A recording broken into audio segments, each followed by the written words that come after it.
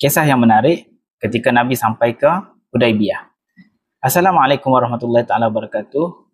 Ketika mana baginda Nabi SAW bersama dengan para sahabat sampai di Hudaibiyah, ada beberapa kisah yang menarik. Namun di sini saya ingin kongsikan dua mukjizat berkenaan dengan baginda Nabi SAW dan berkaitan dengan air di sana. Yang pertama adalah ketika mana baginda Nabi sampai, para sahabat bertemu dengan baginda mengadu bahwasanya mereka kekurangan air.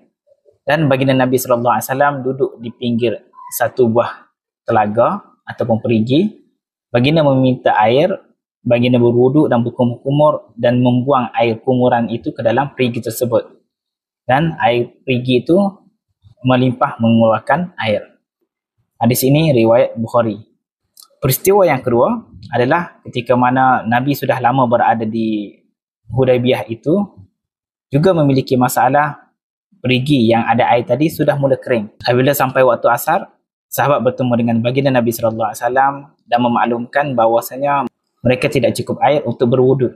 Oleh itu, baginda Nabi SAW minta sebekas air. Baginda nak ambil dan meletakkan tangannya di dalam bekas tersebut.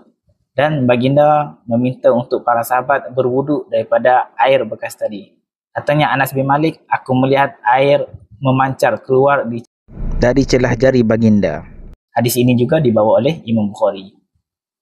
Jadi sekadar itu saja perkongsian kita pada kali ini. Kita jumpa lagi pada video yang akan datang. Jangan lupa di follow saya untuk perkongsian sirah yang lebih menarik. Wallahu a'lam.